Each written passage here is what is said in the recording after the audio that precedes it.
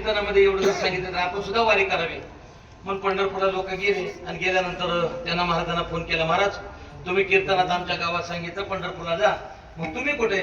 तर ते म्हणले मी इकडे 13व्याचं कीर्तन करायलोय. बोला की, म्हणजे याचा अर्थ असा आहे, किलोमीटरचा दगड सांगत असतं, औसा किती, पुढे गेल्यानंतर उजनी किती, तुळजापूर किती, सोलापूर किती, पंढरपूर किती.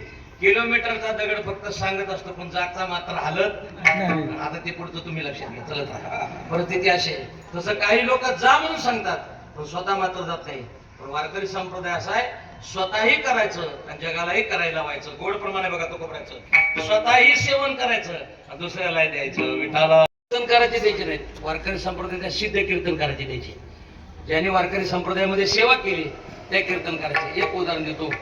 किती कमाई केल्यानंतर पोट भरतो मला सांगा ना? किती कमाई केल्यानंतर पोट भरतं? स्मशानभूमीमध्ये माणसं गेले, त्या ठिकाणी अंत्यविधीला थोडासा वेळ आहे, बसल्याबरोबर तिथं माणसाला वैराग होतं. ते बाजूला बसल्यावर ते म्हणतात माणसाचं काय करेल, पाण्याचा, बोला की जरा मोठ्या, ते सुद्धा म्हणायला तयार नाही तुम्ही लवकर, म्हणजे दुर्दैव असे आहे की नाही. पाण्याचा बुडबुडा. लोकांना वाटतं बहुतेक हा भंडारा डोंगरावर जातो का काय आता, ठीक आहे ना, म्हणजे असं वाटतं. वैराग्याची भाषा माणसं बोलतात आणि भाषा बोलत असताना तिथं बसल्यानंतर ते म्हणतात काल आपल्याला ते बोलले आणि आज तर ते गेले, एवढं वाईट वाटतं. तुम्हाला बोलू का, मी कोणत्या पक्षाचा नाही, मला कोणत्या पक्षावर घेणं देणं नाही, पण आज आपला असणारा मराठवाडा 50 वर्ष भूतकाळात गेला. दोन माणसं गेले, मराठवाडा 50 वर्ष भूतकाळात गेला. एक स्वर्गीय आदरणीय विलासरावजी देशमुख साहेब गेले, आदरणीय गोपीनाथरावजी मुंडे साहेब गेले.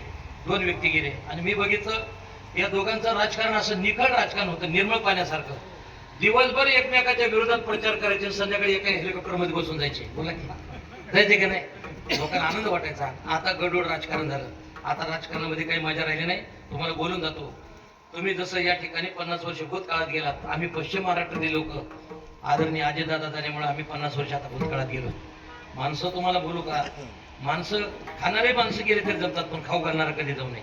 त्या लोकांची आठवण भविष्य काळामध्ये ज्यावेळा या महाराष्ट्राचा इतिहास निघेल त्यावेळा 4 माणसाची नावं घेतल्याशिवाय राजकारणाचा इतिहास पूर्ण होणार नाही. एक देशमुख साहेब, मुंडे साहेब, नंतर अजितदादा आणि आर पाटील.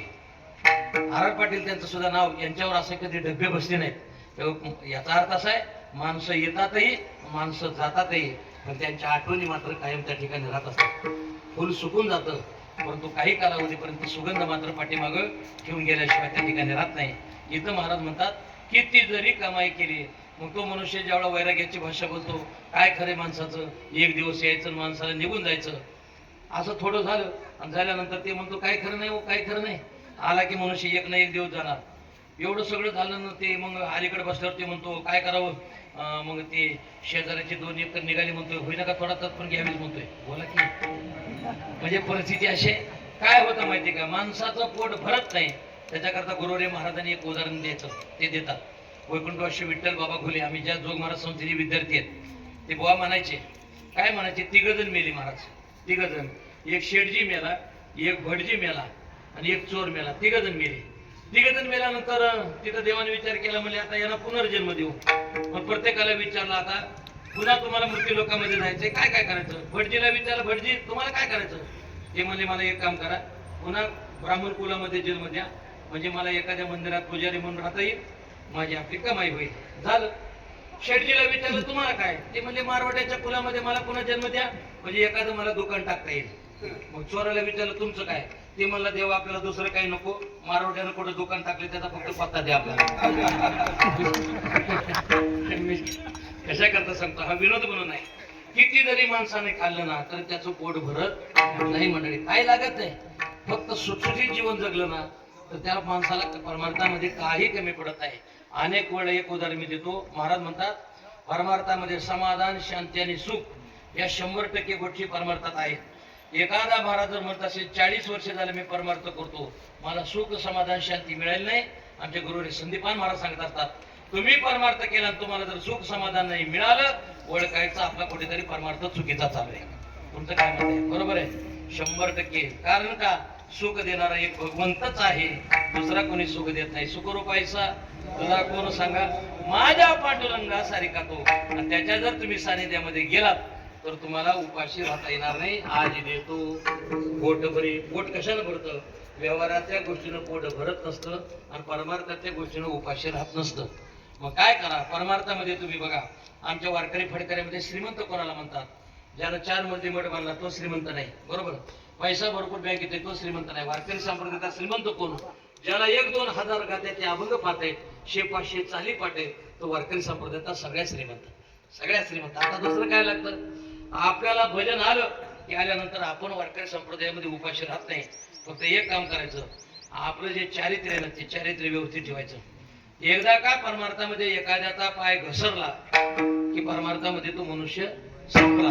जरा माफी मागून बोलतो, एसटी मधून उतरलेला मनुष्य पुन्हा एसटी मध्ये बसू शकतो, पण समाजाच्या मनातून उतरलेला मनुष्य पुन्हा समाजाच्या हृदयात जागा करू शकत नाही. हे सर्वात मोठं दुर्दैव आहे. काय करायचं? आपले जे पाय आहेत ना ते पाय कशानं भरू द्यायचे नाही. पाय स्वच्छ ठेवले की लोक पायावर बरोबर डोकं ठेवतात. पाय जर एकदा भरले की पुन्हा परमार्थामध्ये लोक येऊ देत. आणि एक काम करायचं, जसं महाराज म्हणतात, देवाच्या संगतीमध्ये गेला तर तुमचं पोट भरेल. आधी देतो पोट भरी, मग कुठपर्यंत देईल?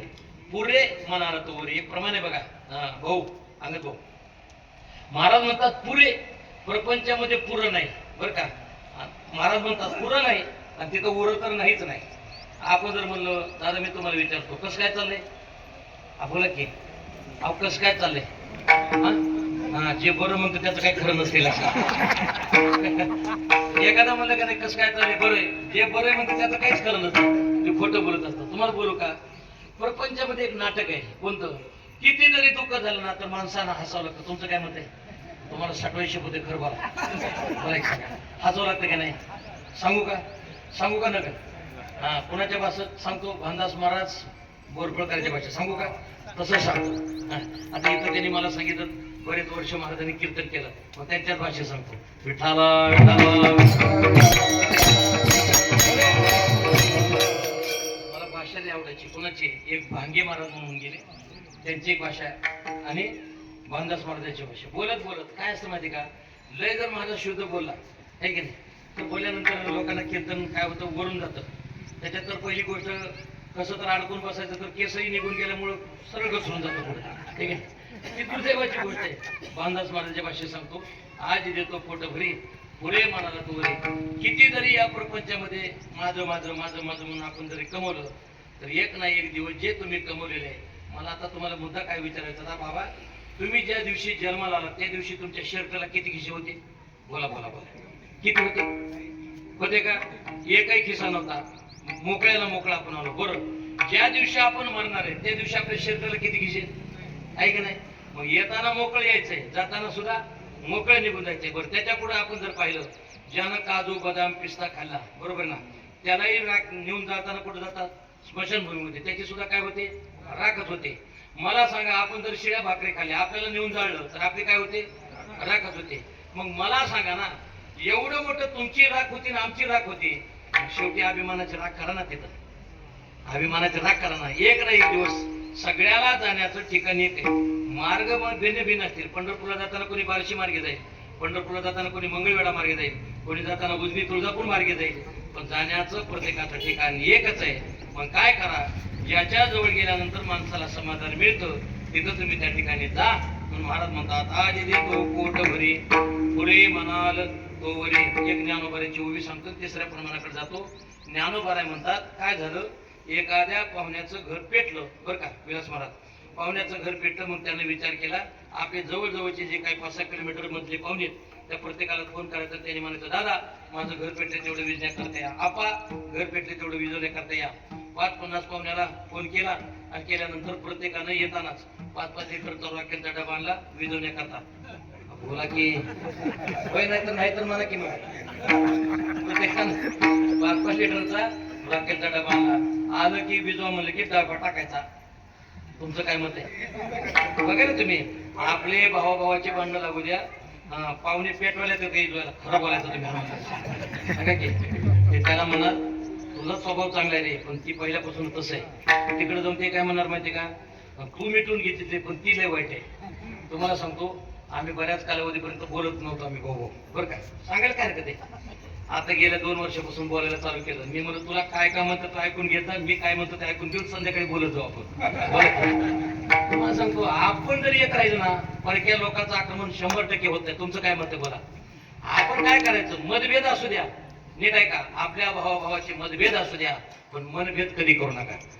मनभेद केला की वारकरी संप्रदायामध्ये मनुष्य संपल्याशिवाय त्या ठिकाणी राहत नाही. मतभेद असू शकतात एकमेकाचे, पण मनभेद मात्र होऊ द्यायचा नाही. जसं महाराज म्हणतात, आज देतो पोटभरी पुरे मन आलं तो वरी. आपल्याला पुरं म्हणेपर्यंत भगवान परमात्मा देतो. मला प्रमाण द्यायचं होतं, सत्य साच खरे नाम विठोबाचे बरे. ते खरं आहे आणि बरं आहे. प्रपंचात खरंही नाही, प्रपंचात बरंही नाही. आज देतो पोटभरी पुरे मन आलं तो वरी. महाराज म्हणतात, हळू हळू चला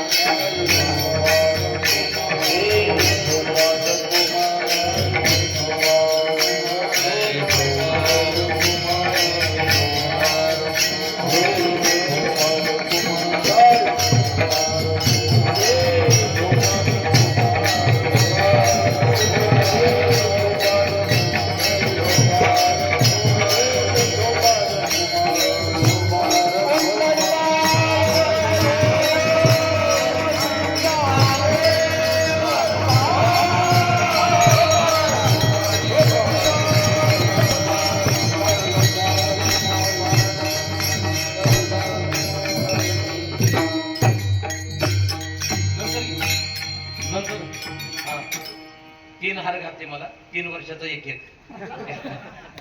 तुका म्हणे सांडा गाठी तेने नका भरू पोटे. आज देतो पोट भरे पुरे म्हणाल तो भरे. देवाधी देवा जगत्रय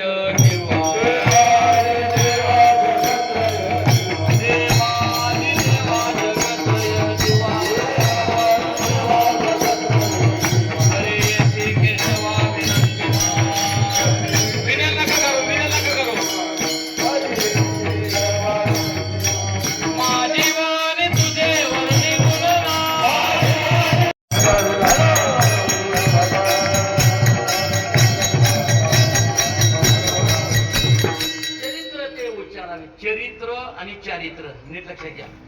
चारित्र्य कोणाचं? महाराज त्या ठिकाणी म्हणतात, चरित्र ज्ञानोबा आहे, तुकोबा आहे, नाथ महाराज, नामदेव आहे, निळोबा आहे, इथपर्यंत बहिणाबाई, इथपर्यंत त्यांचं चरित्र. आणि आपलं मात्र चारित्र्य व्यवस्थित आहे का नाही बघा तुम्ही. काही जणांचं चरित्र लिहायला बसलं तर लिहिण्यासारखं काही सापडतच नाही. मग काय लिहावं त्याचं चरित्र? बरं, ज्यांचं काही सापडतं ते लिहिण्यासारखं नसतं. मग चरित्र कोणाचं लिहितात? संत महात्म्याचं चरित्र आपल्याला त्या ठिकाणी लिहायचं. माफी मागून 2-3 उदाहरण देतो, मी प्रवेश करतो. मला सांगा, रामाचं चरित्र त्याचं आचरण करावं, कृष्णाच्या चरित्राचा फक्त उच्चार करायचा. पांदीला पडू लागले, आता पांदन बी राहिले नाही, कशामुळे कोरून कोरून परिस्थिती अशी झाली. ते ज्यावेळेला पांदीला पडू लागले, मग या जोरानं टाचावर करून बघितलं, पाणीमधून कोण चाललं आपण बघावं तरी. बघितल्याबरोबर ते म्हणजे सगळ्यांनी प्रसाद दिला, आपण कसं विनू पाठवावं. मग ते पायात घुसलं आणि घुसल्यानंतर परिणाम असा झाला. हे प्रमाण सरळ म्हणतो, जानवे तुटले पंचांग फाटले. पुढचं नाही म्हणायचं प्रमाण. आपण 70 वर्षाच्या पुढे कीर्तनकार गेला की म्हणायचं, तोपर्यंत म्हणायचं नाही. हे लक्षात नाही, बरोबर आहे ना. आपण त्या वयामध्ये जर मोडत असेल तर आपण असले विभत्सी असणारे प्रमाण आपण कीर्तनकाराने म्हणायचे नाहीत. आपल्या वयाला शिवलं पाहिजे. नाहीतर काय होईल, आपण प्रमाण असे म्हणले तर आम्ही सुद्धा ठरवायल्याशिवाय 2 वर्षांना आयुष्य वाढल्याशिवाय राहत नाही. आपल्याला सगळ्याला बोलायला वेळ आहे, फक्त आई बापाला बोलायला वेळ नाही. तुमचं काय मत आहे? नाहीतर माझी गाडी जाताना मला सांगा, असं खोटं बोलत जाऊ नका म्हणून सांगा ना.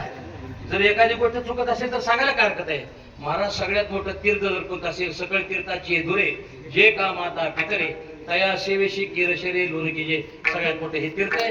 आणि भगवंत ज्यावेळेला मोठे होऊ लागले होत असताना सर्वांना सांगायचे, काय म्हणायचे, गोपाळानो तुम्हाला जर भरपूर खायचं असेल ना, फक्त एकच काम करा. काय करा, याल तरी या रे. इथं नाही तर तुम्हाला याल तरी या रे लागे. माझ्या मागे तुम्ही त्या ठिकाणी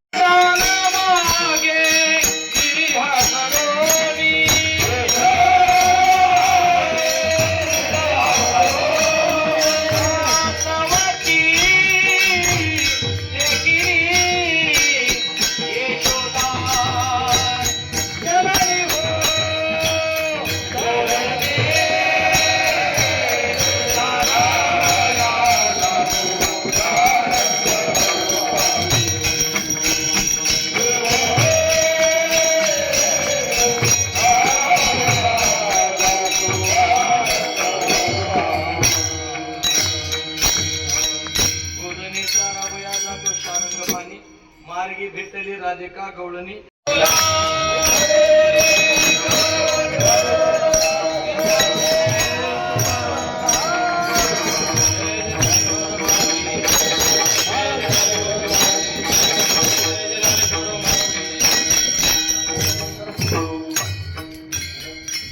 सर्वांना विनंती आहे, ज्ञानोबराचं आपण भजन केलं.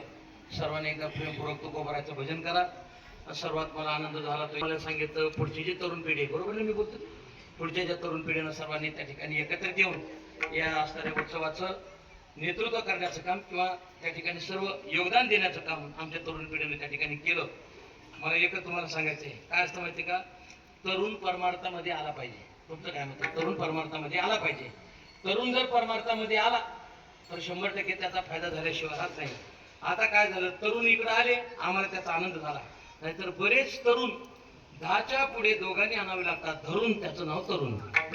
तुमच्या लक्षात येतं काय नाही, दोघं तिघांनी धरून आणावं लागतं. ते तरुण काय कामाचे. पण आपले जे तरुण आहे ते तरुणा भाग्यवंत नटे हरे कीर्तनात असे सर्व मंडळी, आमची गोरवटीकर मंडळी सर्वजण आपण एकत्रित आला. आमच्या आदरणीय महाराजांची कथा असेल, मृदंगाचार्य असतील, परिसरातील सर्व गायक वादक असतील, सर्वांनी विनंती आहे, माता भगिनी असतील, आपण भजन करत असताना ज्ञानोबराचं केलं. आता माता भगिनी असतील, पुरुष मंडळी असतील, आज गुरुबा काकांचं फार मोठं योगदान आहे आपल्या काकांचं. म्हणून सर्वांना विनंती करतो, काकांना हात नव्हते, हात सोडून घेतले होते, पण काकांना जेवढा ज्ञानोबराच्या कीर्तनामध्ये नामदेवाच्या हात ताळी वाजवण्याची इच्छा झाली तर नसलेले हात निर्माण झाले. मग तुम्हाला विनंती आहे, आपण ज्ञानोबराचं भजन केलं. आमच्या वारकरी फडकऱ्याच्या नियमानुसार तुकोबाराचं भजन करा. आणि अंतर्गत निवृत्ती ज्ञानदेव, सोपान मुक्ताबाई, एकनाथ नामदेव तुकाराम हे भजन करायचं. कोणी आळस करायचं नाही. सर्वांनी हात वर करायचे, अर्धा मिनिट, फक्त अर्धा मिनिट. हा, मृदंगाचार्य मृदंग वडून वाजवायचा, टाळकऱ्याने टाळ वडून वाजवायचे, बसलेल्या मंडळीने टाळी वाजवायची आणि तोंडानं नामस्मरण करायचं. हरा हरा टाळकरी.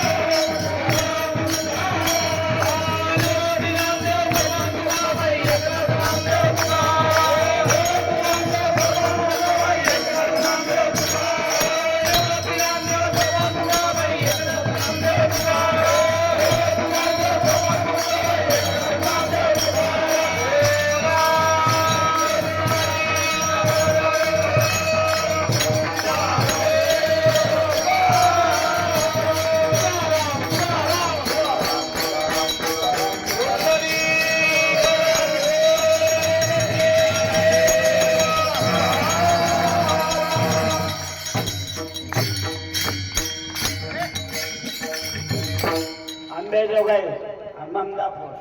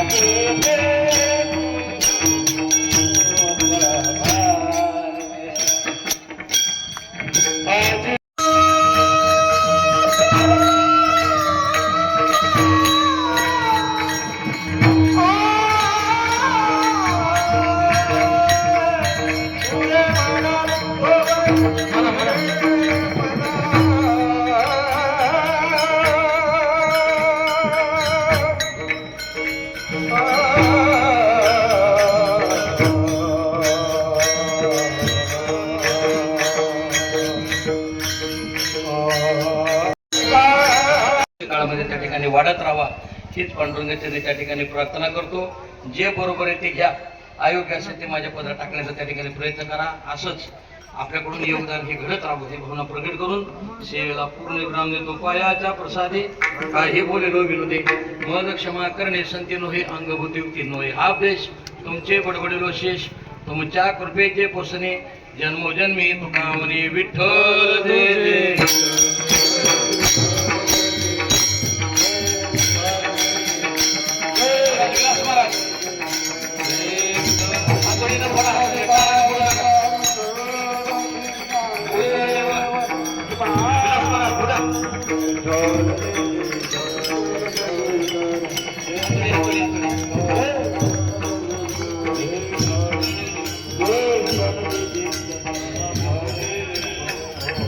कंठी धरिला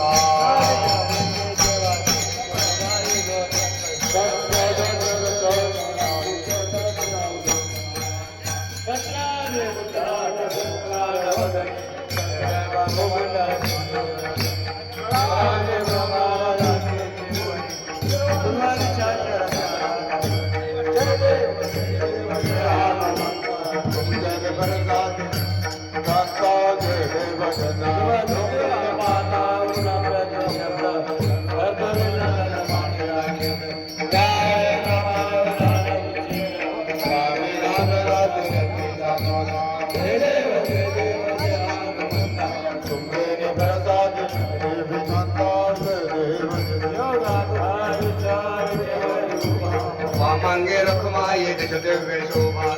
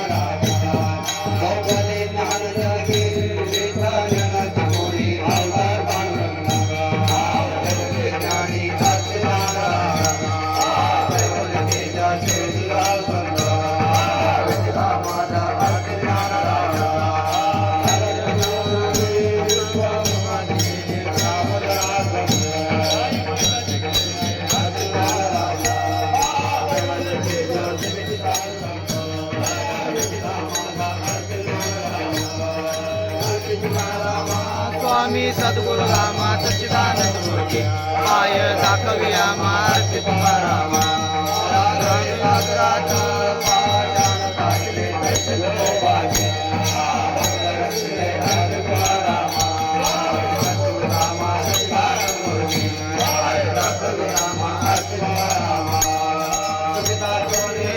ब्रह्मा तुपासी आले म्हणून रामेश्वरी मस्तक टेकले आरती तुकारामा स्वामी सद्गुरु रामा सच्चिदानंद मूर्ती माय दाखवी आमार्थ तुकारामा डोळ्याने पाहिन रूप तुझे अनंता मधुसूदना गजापता जनार्दना सकल देवा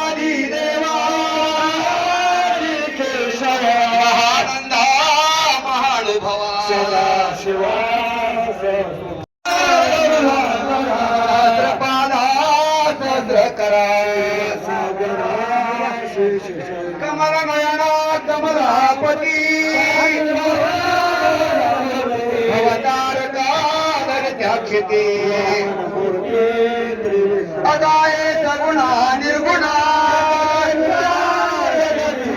वसुदेव देवकी नंदना तुका आला लोटांगणी करतसे विनवणी सकळ देवाधी देवा आनंदा महानुभवा रुक्माय ठोकवा माझी आस जन्मोदय सुहारास पंढरीचा वार करी वारी तो कुठे हरी संत संग सर्व काळ अखंड प्रेमाचा सर्वाळ पंढरीचा वार करी चंद्रभागे श्रावण तुका मागे निदान पंढरीचा वार मागणे एक तुझ प्रति आहे देशांतरी पाय पांडुरंगा या संताची निर्वहित मध्ये आणि काय तर माग देवा का म्हणे आता उदार तो होई. हॅलो हॅलो ऐका सर्व महिला मंडळांना सूचित करण्यात येते की आपण आहे त्या ठिकाणीच बसून घेण्याचा प्रयत्न करावा कारण आपल्याला या ठिकाणी महाप्रसादाचा लाभ घ्यायचा त्यासाठी कुठेही अडचण भासणार नाही असं आपण आपल्या लाईन मध्ये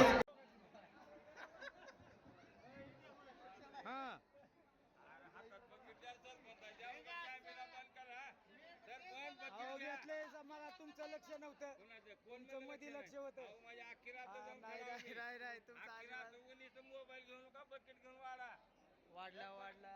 पूर येत नाही यार जावा की घ्या वाडा हा